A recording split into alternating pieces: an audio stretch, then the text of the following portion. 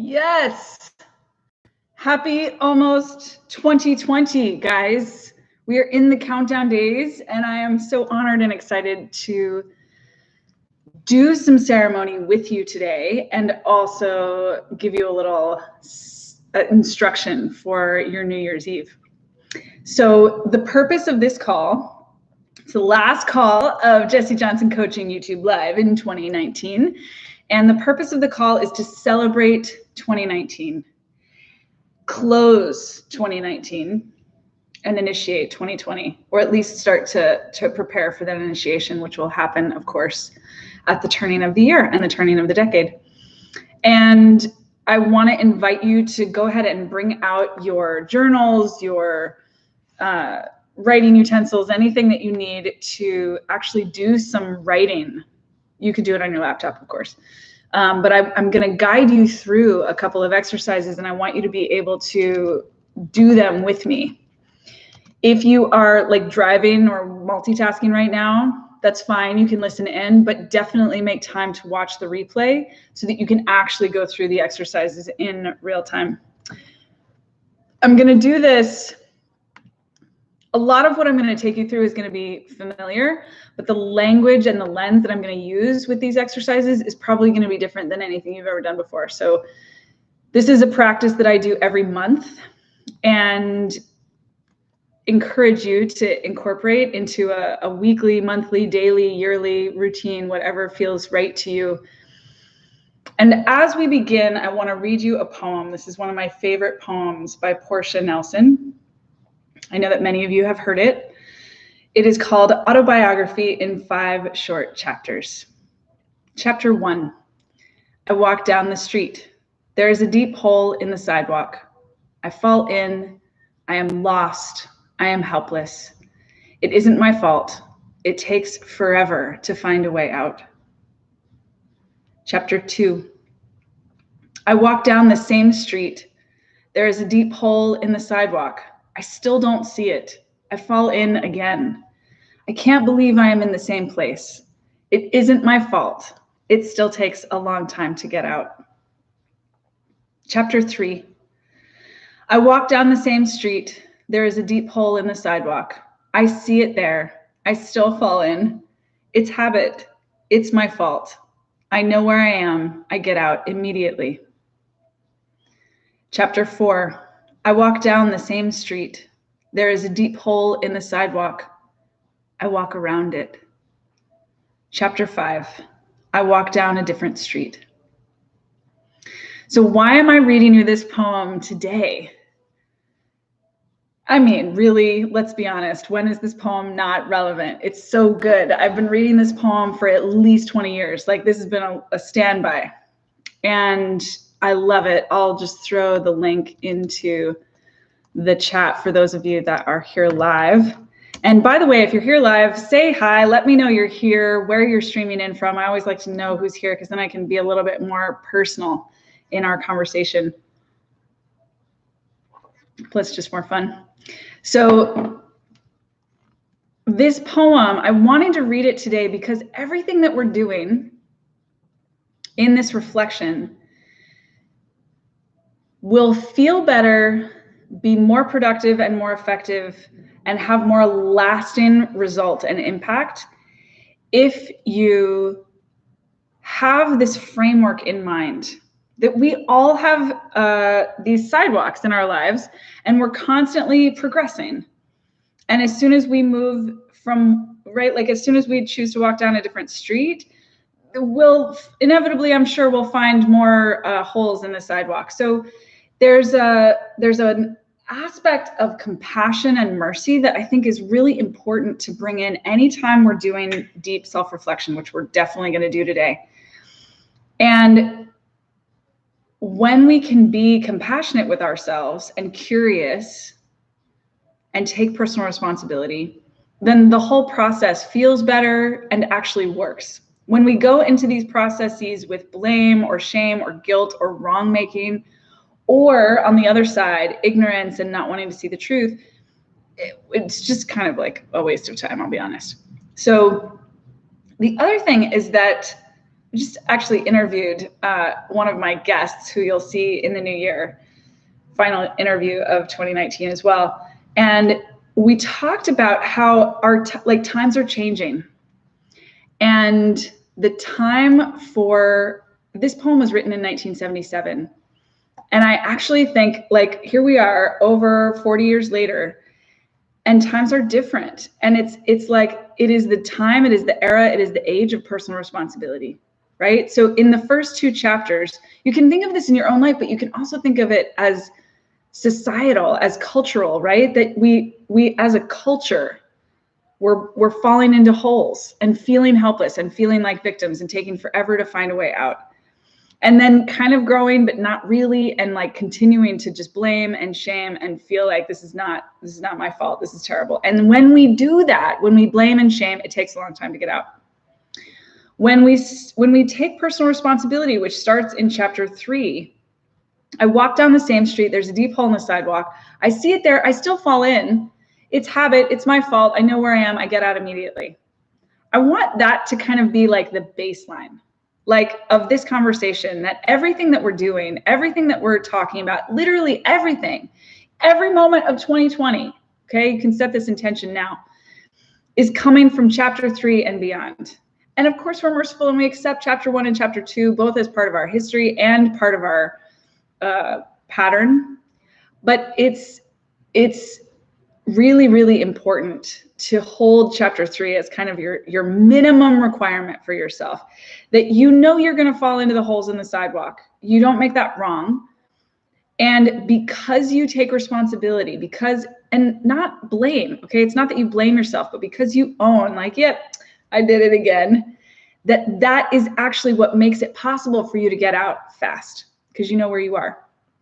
And from there, you can choose to walk around the holes in the sidewalk and walk down different streets and actually skip chapter 1 and chapter 2. You only need chapter 3 through 5. That's my proposition.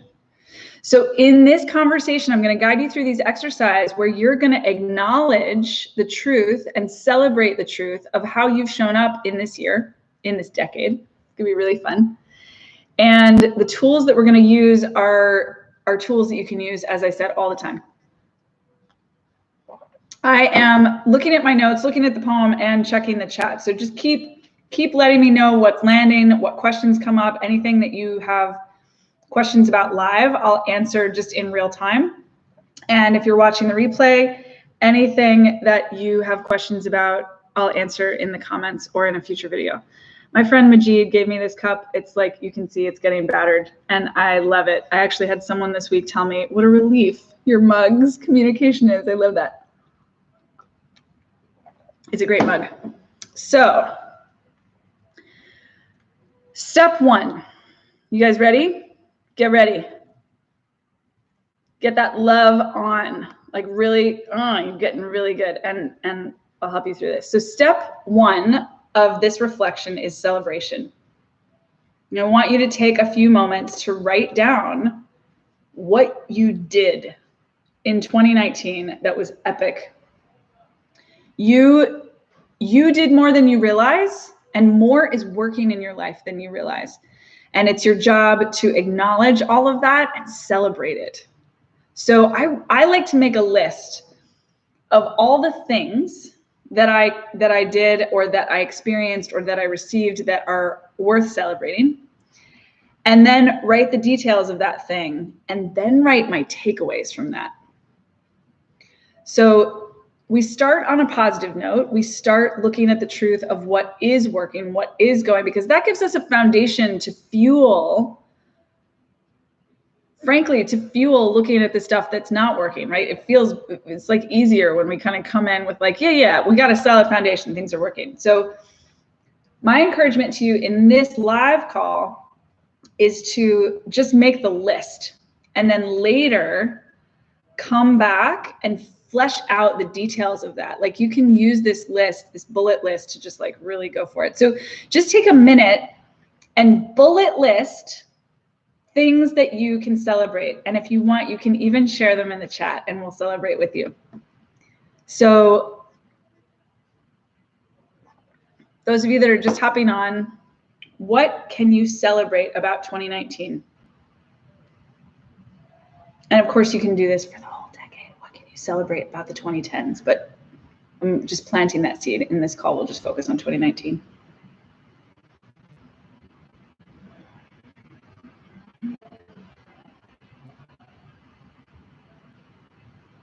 So much, right? Like if you think through, you can look at your calendar, look at your diary, look at your journal, look at your bank account. There's all kinds of ways to remind yourself what's happened. And we're just going to spend a minute with this today, but you can literally spend an hour just on this one piece. And in fact, I recommend that.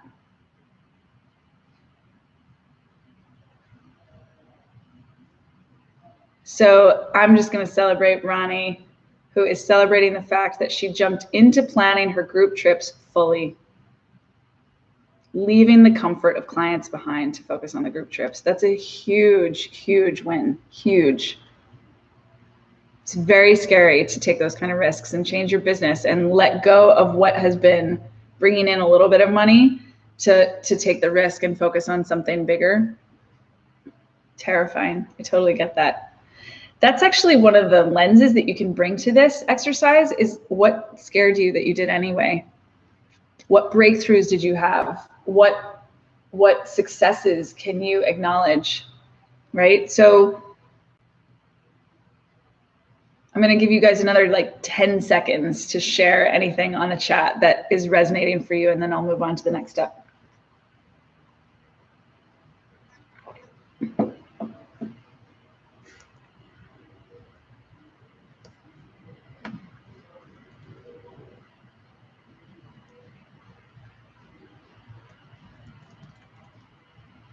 Woo! Yes, Ronnie's made more money. Okay, great. So pause wherever you are. I'm going to give you some instruction for your next steps, and then we'll move on to the next piece of this protocol, this routine, this ritual. So in this first phase, you are celebrating, okay? And I cannot emphasize this enough. You've got to do this for yourself in order to help you connect with the truth of what is working. Because as soon as you resonate with that truth, it's like you're already in the river and then more can flow. So this is really important. And again, my suggestion is that you do this in two ways. That after this call, you make time to do this and flesh out what we've just done, which I'll explain a little bit more, and also do it with 2010s, like do it with the decade.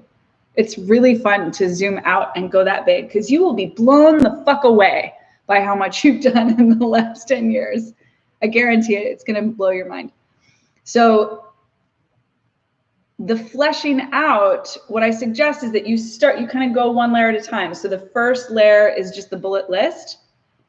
The second layer is more details just to stoke your own enthusiasm. Like, oh yeah, like that was really scary for me and I did it anyway. And then I made more money about it and it was fantastic.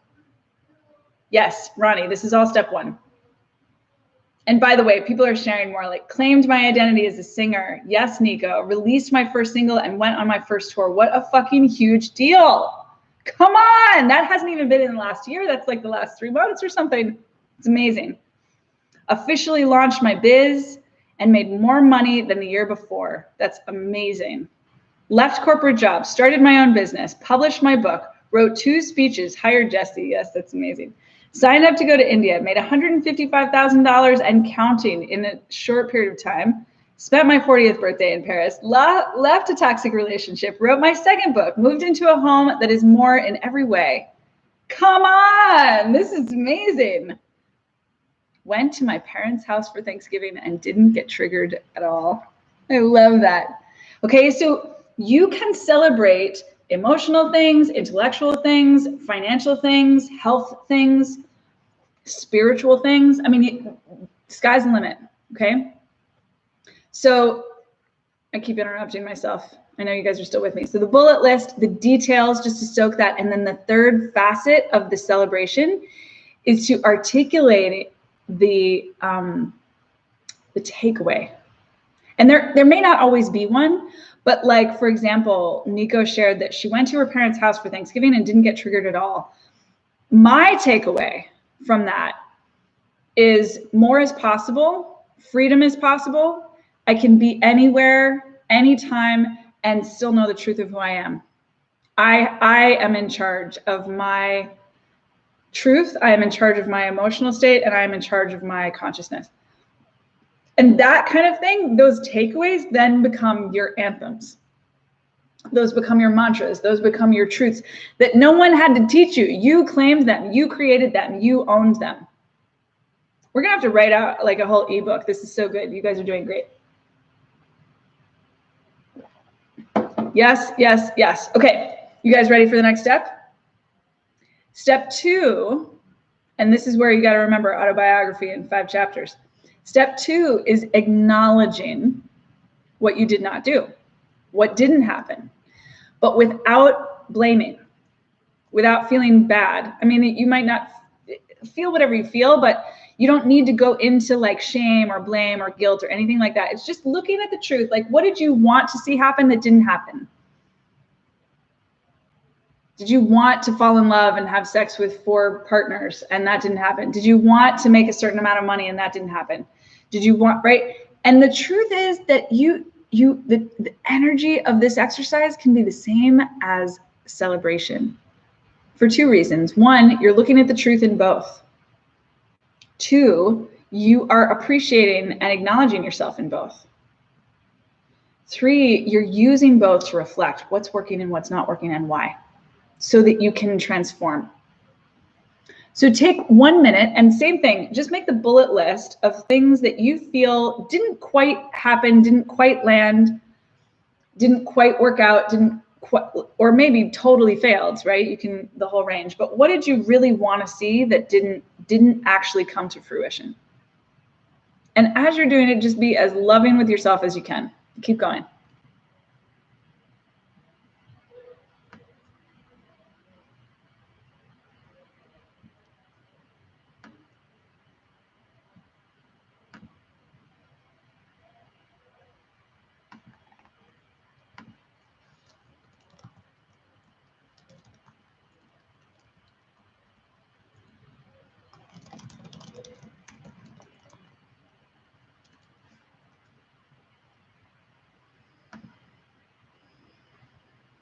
Okay, great. So of course, same thing, you can spend much more time with this. And what do you see? Let's just hear from a couple people and I'll just talk you through anything that I see that you might be missing. What is something that you wanted to see happen that didn't? So I wanted to complete my tasks faster so I could sell my group trips with at least 6 months like notice. Great. I had to cancel a trip, but it was okay. It was a clear decision. This is a great example actually of like, not everything that goes on this list needs to be something that you feel negatively about. It might be that things changed along the way. You thought you wanted to do one thing and then you got new information. You were like, oh, no, not that, something else. I didn't pay off my debts and I'm actually more in debt now. That's interesting. Great, great awareness. So again, same exact thing with this section. You are acknowledging what you didn't do, just the bullets. Then you can expand, like just, again, no blame, shame, judgment, anything like that. You're just looking like, why didn't it happen? Is it because I changed my mind? Is it because I got distracted? Is it because I forgot that it mattered to me? Is it because I only put it on my list of things to do because someone told me to, but it didn't actually matter to me ever? Is it because there's something that I'm still missing? I don't know how to do it and I need more support? Is it, I know what to do, but I was terrified to do it and so I didn't, right? Like, you just honest assessment of the why. No blame. You guys getting tired of me saying that? No blame, no shame. Personal responsibility means no blame in any direction. That's actually, oh, that's so brilliant. That's the clearest I've ever said it or heard it. Thank you. Thank you. That was great. So personal responsibility, which again is autobiography in 5 chapters, chapter 3, right? I fell in the hole, but I knew I was doing it. It's just habit. It's my fault. That fault, that's an old word. That's not necessarily the word that I would use, but it's in the poem. So we just run with that. But the point is that there's no blame in personal responsibility. Yes, there's no blame of someone else outside of you, but there's also no blame this direction. You're just owning, like, okay, I created that consciously or unconsciously. Let's see. Let me use some more of your examples. So collaboration with partner that didn't pan out the way I thought it would. That's super interesting. Like it's like, okay, great. How did I participate in creating a collaboration with a partner that didn't pan out the way I thought it would? Going deeper into debt. How did that happen? Was that, like, some of you I know went deeper into debt to build your business. That's not a negative thing. That's a normal thing. But it doesn't mean that you won't focus on paying off your debt in 2020. So you're just looking at what the actual cause of that is. I still have drama going on with Karen. I got away from physical self-care. I'm not living in my excellence each day of my life. Okay, great. This is great. Use more retirement money than I wanted. Projected I could make more money and stop using my retirement money. All these things are great examples. This is so important. You want to be able to look at what's working, look at what's not working. So what's cool about this is that as you finish the acknowledgements, you start to set the stage for what you want to do next, but we're not going there quite yet. And this is the revolutionary step, I will say, that I cannot take any credit for. I got this from one of my dear friends and mentors, Raw Goddess, who is a brilliant human. She runs a company called Move the Crowd. And she does a closing of the year exercise called Taking Stock that I love. And all of it, again, was very familiar to me until this step, which she called completion. And so that's what I'm going to call step 3 also. Completion is asking yourself the question, and it's connected to the acknowledgements and it's connected to the celebrations, and there might be some new elements. What needs closure or cleanup before the end of the year so that 2020 can start fresh? It's like clearing the books. You know, when it comes to tax time, you have to do this whether you want to or not. And you can do it on time or not, but like, right, tax years, they're not interested in what happens January 2020. They want to know what happened January 1st, 2019 to December 31st, 2019. And that's it. That's all they're looking at. So, and it's so clean because, right, money is either in your bank account or not. It's like a pretty clean and clear transaction. But we want to do that with our life force energy. When you are bringing stuff from the past into your present and future, you're just making things harder for yourself because you're carrying the weight of all this history. Part of the work of coaching, of course, is letting go of that ancestral stuff and old historical stuff. But one of the things that you can do to really empower yourself to start a new year actually new is to do the work of completion. And I would argue that most people don't experience the new year as new, or they don't experience it as new for very long because they don't do the work of completion. And so they literally bring 2019 material into 2020. And so of course, 2020 isn't that different. So what does that actually look like? There's 2 things. One is having the conversations that need to be had, right? Like anything that you've been putting off, anything that you've been avoiding, anything you've been procrastinating, anything that you haven't resolved, like if you have a task list or a to-do list that's got stuff on it, right, that you systematically go through and just check those things off. It's also, having done the acknowledgement section in particular, choosing to see every single experience that you had in the last year as a gift. Whether you felt like it was a gift while it was happening or not, doesn't matter. I mean, if you did, good for you, but it's not a negative thing if you weren't able to experience it that way at the time. But look at it through that lens. Find your way to own it as a gift. Make everything that happened in 2019 a yes, a gift, a transformational opportunity, something that you feel grateful for. So in other words, there's some inner completion. That's kind of the work of inner completion, and there's some outer completion. And so I want you guys to just do a little bit of that on your own so you can ask questions about it. What do you need to complete? What needs closure? What needs cleanup?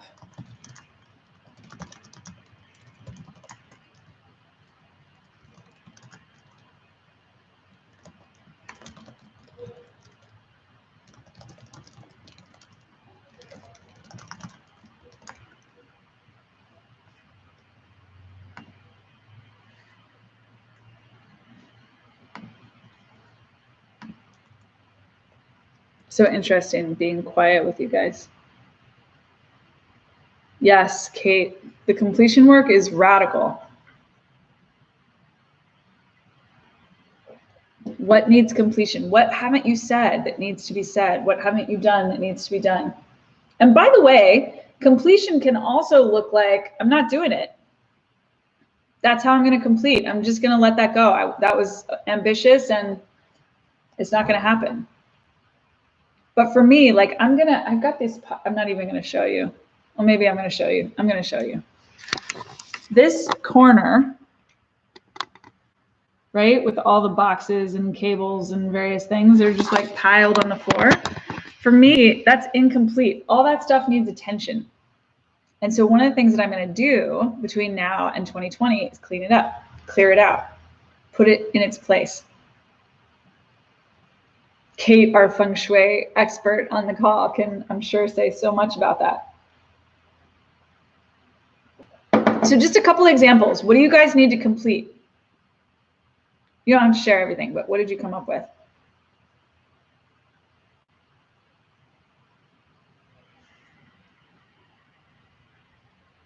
Yeah, I often have clutter. And so when I raise the standard, it gets better, but it's somehow it's part of how I operate. And I've just come to accept that like I like to create like task piles. And the only thing that needs to change is that I make time to complete. So that's the other thing. You can build in completion every week, every day. When I do my email at the end of every day, that's what I'm doing. I'm clearing out my inbox, making sure that I've taken care of everything that needed taken care of that day. That's the standard. So, and I will say that if this is the first time you're doing completion, it will take longer. In fact, when Ra first told me about this, she was like, I was doing completion into February of the following year, but she still prioritized it. So it's like, that's important too, I think, to recognize that the work of completion, I would encourage you to clarify for yourself what needs completion before 2020 and complete as much as you can, of course, but also give yourself permission if you've got a lot of completion to do. I keep looking out here because there's dolphins. It's so rad. I wish I could show them to you. Just know that the dolphins are with us. They're like saying hi.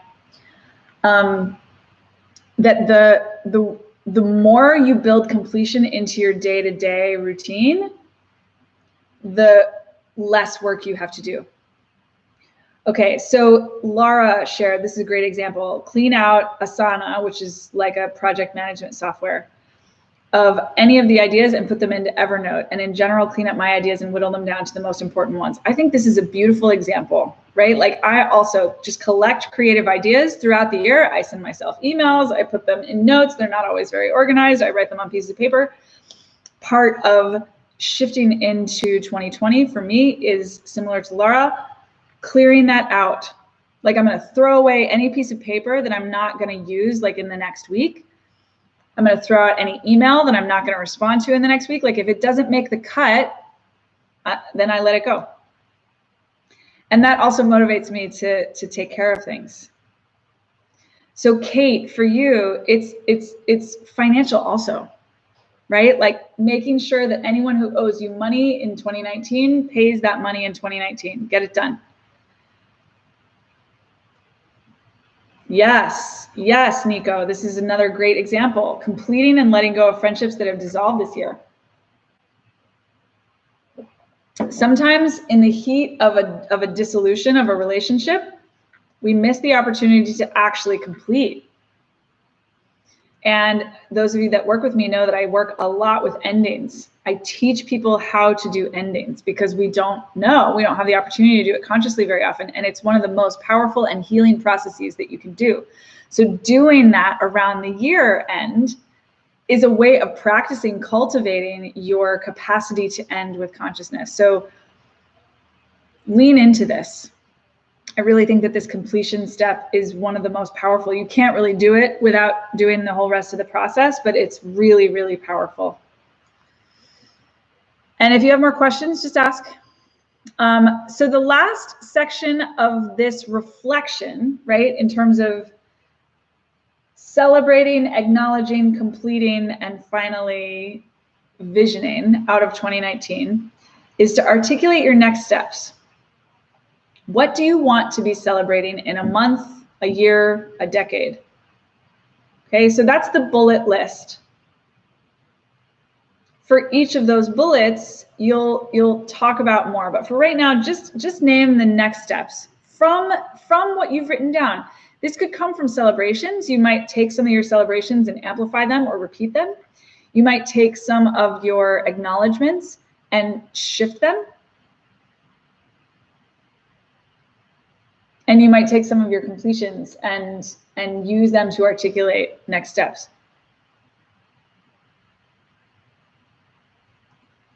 So take a minute to work on that. While you're doing that, I'm just kind of writing notes to myself. I'm going to send you guys out some kind of little PDF guide because I think that you need a little follow-up support. I want to give that to you.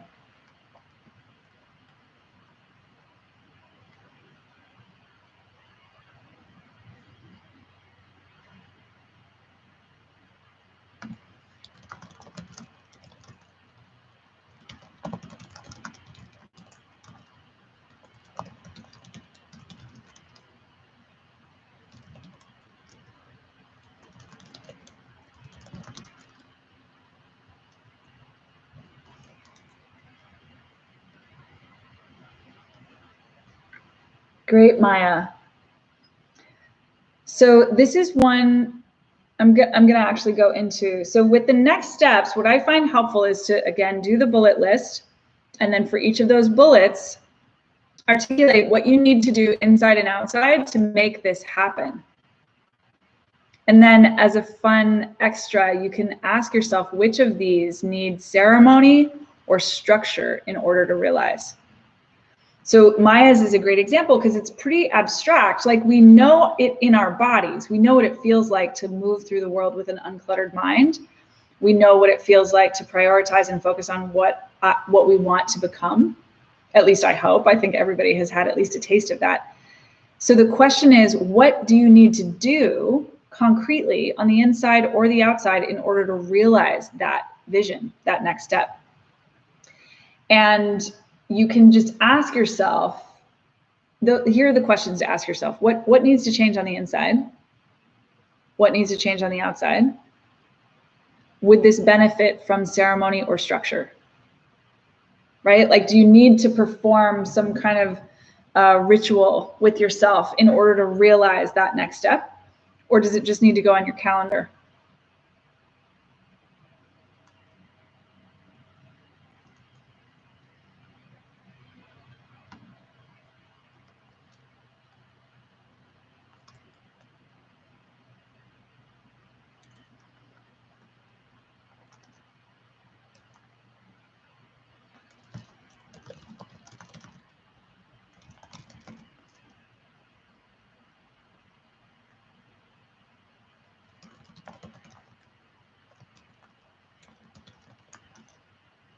Okay.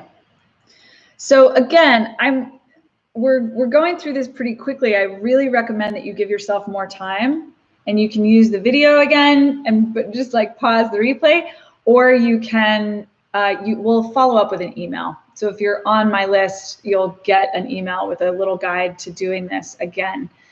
And as I'm thinking about it for myself right now, that actually doing the reflection on the decade, you can play with it. You could do it as a whole separate set of reflection, or you could do it before, like sort of step by step, like different layers. I actually feel like for me, I want to zoom out and do the decade on its own. And yes, isn't it helpful? So simple, but this is really helpful. And by the way, I want to emphasize again, this is something that I do every month now. Create time. Shri and I do it together, to create time to go through this ritually so that we just get in the habit of this being a normal thing, right? I think part of the reason that the new year isn't always as impactful, there's lots of reasons why the new year isn't always as impactful as we want, but one of them is that we're just not in the habit of doing this kind of reflection. And so it doesn't actually make sense to us. We need to practice it. It's got to happen more often. So these are the 4 steps of the reflection process: celebration, acknowledgement, completion, and next steps. All of that is really about leveraging the past, appreciating the past, feeling grateful for the past, cleaning up the past, making sure that we are free and clear, ready to move into the next phase of our life. And I want to emphasize that because the next steps, I think I called them visioning before, but they're not really visioning. They're getting there, but mostly they're responding. The next steps are a response to your reflection. Visioning is what you do when you have done reflection. Visioning, really, you can't do when you're tethered to the past. So it's really beneficial to clear the past with gratitude, appreciation, and acknowledgement before you step into visioning. And so I'm not going to guide you through visioning yet because I want you to do the reflection, but I'm going to give you some suggestions for how you vision and use those steps to initiate 2020 in the most powerful and sacred way that you possibly can for yourself. So let me just see any of these questions. Okay, great. So,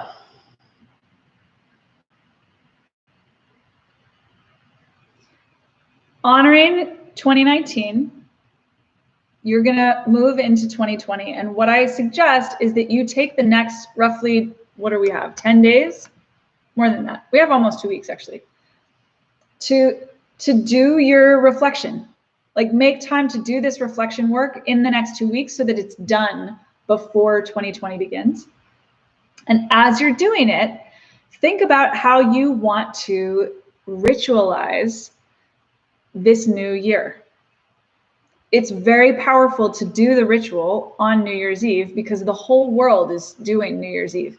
Even in India, where culture is so different, they still do fireworks and stuff on New Year's Eve. Like, New Year's Eve is an important day everywhere around the world. And so I really encourage you to use that, the power of the mass awareness, the mass consciousness, to propel you in a different direction. So, reminder about some of the principles that we've been talking about in terms of what makes a really good ritual. It's got to have meaning for you, right? It's not really so effective when somebody else comes up with it. You're welcome to steal anything that I do or anyone else does, but make it your own. So you're not just, right? It's not like graduation where you walk across the stage because somebody tells you to. Like, you are owning this 2020, I'm initiating this way. Use words that have significance. Use the elements, water, air, earth, fire, right? Connect it to the body. Objects to remember, right? The wedding ring is like this is one of my favorite ritual totems because it reminds me of the ritual every time I look at it, and I wear it all the time. So depending on how important the ritual is to you, which hopefully it's really important, you capture it in some way. You can make a vision board, a collage, write some mantras on your mirror, put it in your calendar, buy yourself a special crystal that represents 2019. Sorry, that represents 2020 and all the visioning that you're putting into it. What I've found about ceremony, I'll be really honest with you, because we've been thinking about it all month and I just have been learning more and more. I think that the truth is that I kind of poo-pooed ceremony and ritual for a long time because I had done so many fire ceremonies. I'd thrown so many intentions into the fire. And I just saw, it was like, this is not really where the work happens. Like, I can throw a piece of paper with my prayer into the fire 17 times, but if I don't do the work, nothing's going to change. And there's plenty of ceremony happening in the spiritual community. So I'm not going to do that. Let other people do that.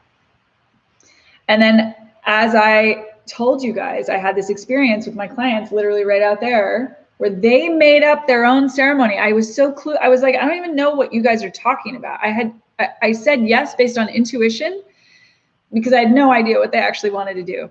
And I didn't realize until we were done, they created a ceremony about something that mattered to them.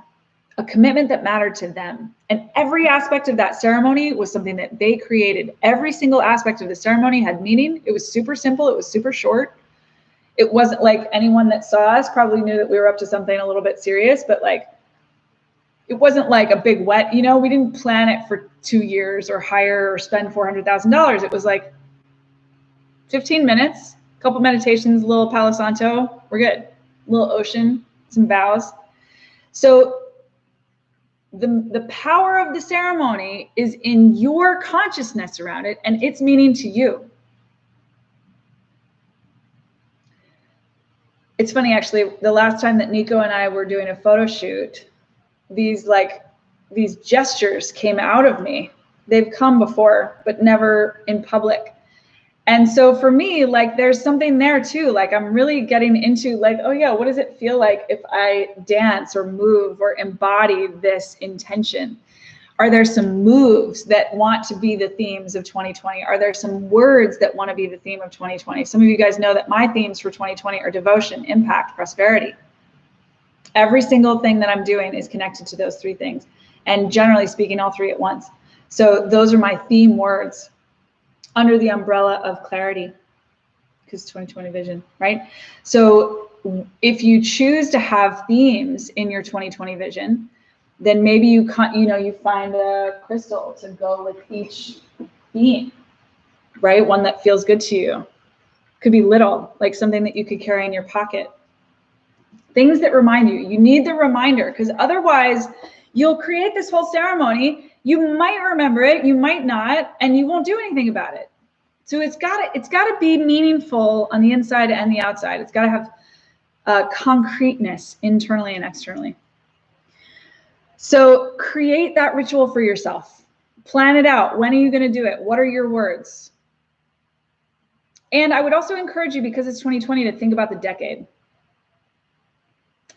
Once you've done the visioning, then look at your next steps and flesh out the vision, okay?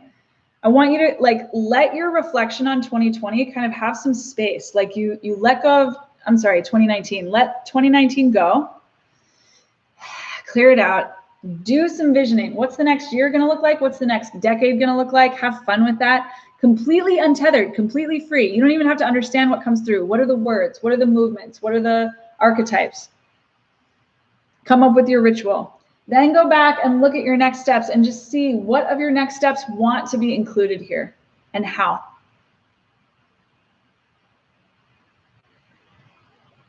This was a lot of content, guys. That's why I'm going to follow up in writing. Any questions before we close today? By the way, all of the kind of traditional New Year's Eve celebrations are really fun also. So I want to be really clear that I'm not saying don't participate in the party or the ball drop or the drinking champagne or whatever, like kissing underneath the mistletoe. By all means, use any aspect that actually has meaning for you.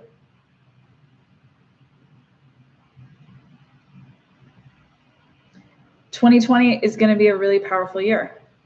And my invitation to you is that every moment of it be part of the container, so that you do whatever it is that you need to do to set yourself up to really begin 2020 consciously, powerfully, and as connected to your vision.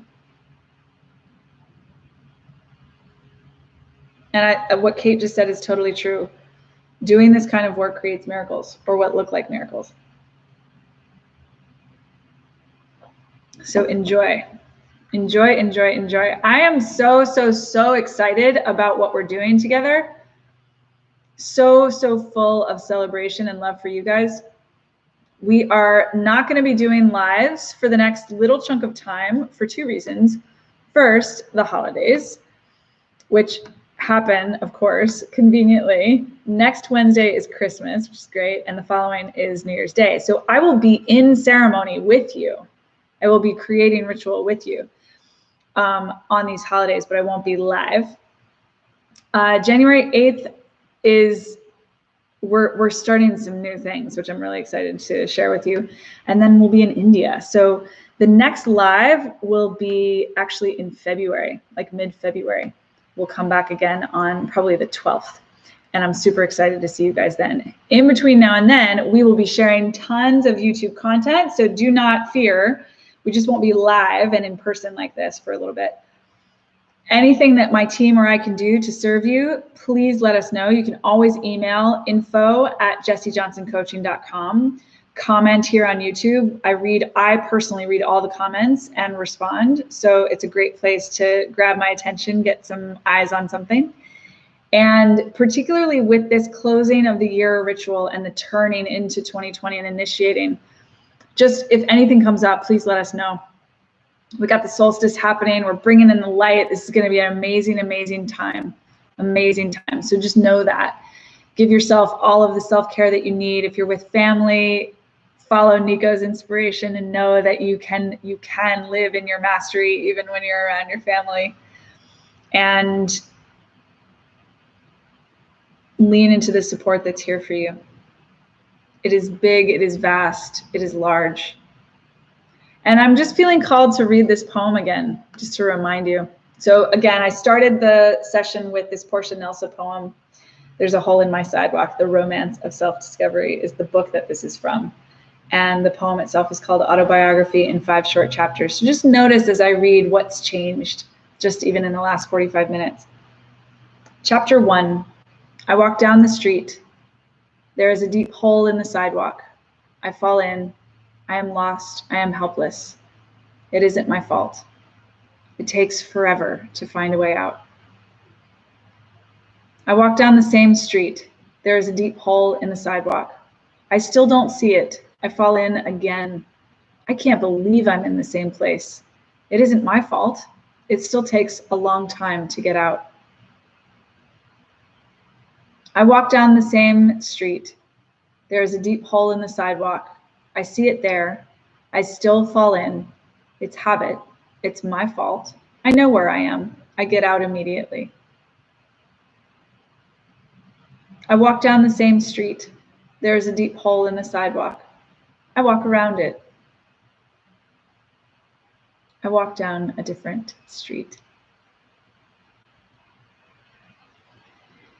2020 is a new street for all of us. And this process that we've gone through today is the way to claim that new street and all the challenges and the holes and opportunities that it will present. So be kind to yourself, be loving to yourself, ask for the support that you need. And I'm so, so, so honored and excited to be here with you in this world at this time, and looking forward to the new year with you.